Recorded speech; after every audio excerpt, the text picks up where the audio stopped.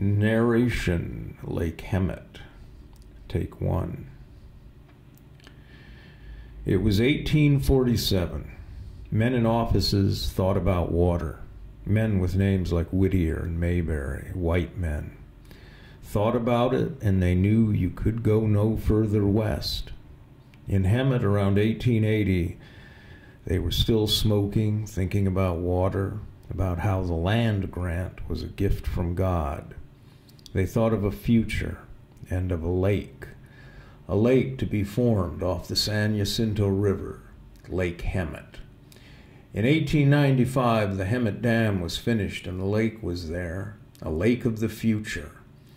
It never sparkled, though. It was never very blue. And these white men were smiling anyway. Then on Christmas Day, 1899, an earthquake of 7.0 magnitude hit Hemet. The 1900s had not started yet. God was not smiling. Families watched Christmas presents fall off tables and food fall and children scream and glass break.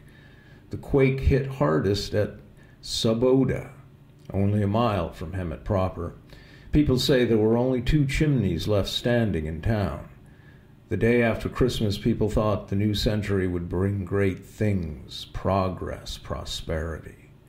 A small, dark man stood by one of those chimneys day after Christmas. He smoked a black, thin cigar. He wore boots made in Guadalajara. He dreamed of revolution in Mexico. He had known Pascual Orozco. Later, he would ride with Villa and Orozco and take part in the Battle of Ciudad Juarez. But on this day in Sabota, he smoked his cheap black cigar, and he wondered what to do about this woman who was pregnant, Elfrida Bustamante. By sunset, he knew what he would do was return to Mexico, not stay here in Riverside County in this town leveled by God, not stay and raise a son or probably a daughter. So he left. He would die within 10 years fighting for Orozco and Villa. Elfrida had a daughter. She was cross-eyed, but pretty anyway. Elfrida stayed in Hemet and cooked for the Flores family. The daughter would be pregnant at 16. Her son, Francisco, would live in Hemet too. He would fight no revolutions, however.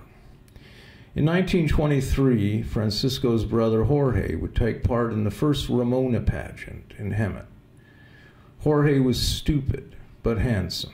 People said the particular kind of stupid that Jorge was, he passed on like a curse, generation to generation. The Ramona pageant was based on a book by a white woman.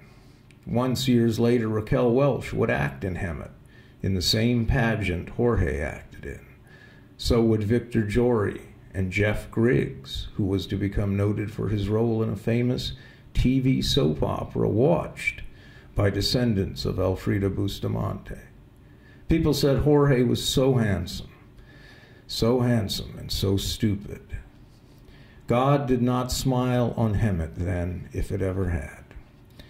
The railroad ran until 1987. In the 30s, it would carry oranges down to Los Angeles. There is no railroad in Hemet anymore. The city wants to pave over the old tracks, at least at crossings. But the city is broke, and it's not likely to happen. In the 1940s, soldiers would arrive on the train. The Ryan School of Aeronautics was training pilots. In 1947, in mid-December, the hottest day on record in Hemet history as it happened, 116 degrees, one of Jorge's sons stood outside a bar on Florida Avenue talking with the soldier. They wanted money, and they discussed how to get it. They robbed a vacuum cleaner repair store that night and made away with $46. Fuck, it was hot that December. Over 100 degrees all month. It was not normal weather, and people prayed at the old church for relief. God was not listening, which most of them already knew. The Santa Fe Railroad just up and left in '87 told the city to auction off the old depot.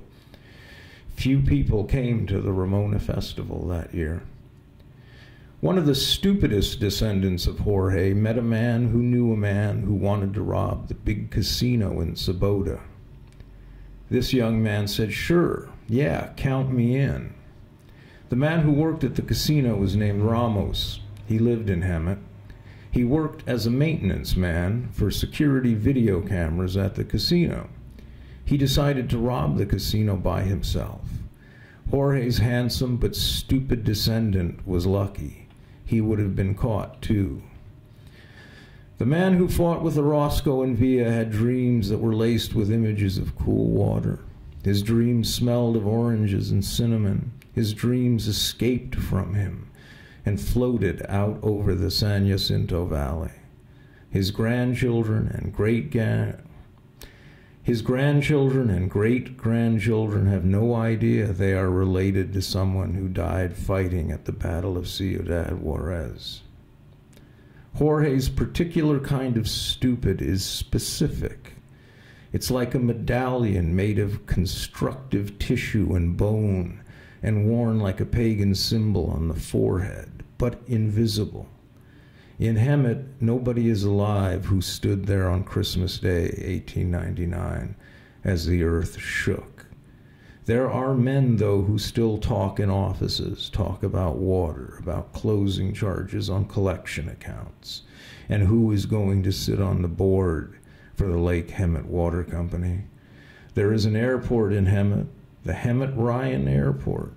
It is a CAL FIRE air attack base and also houses Civil Air Patrol meetings. It's named for Claude Ryan, born in Kansas, the same Ryan who founded the aeronautical school that trained pilots during the war through the hot Decembers of the 1940s. Today, you cannot find oranges or dreams or pilot schools in Hemet.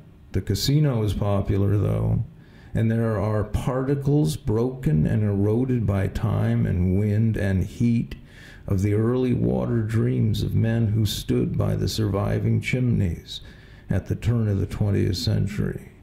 Dream particles that people sometimes on very hot July days catch a glimpse of out of the corner of their eye. They usually think it's just dust or sand.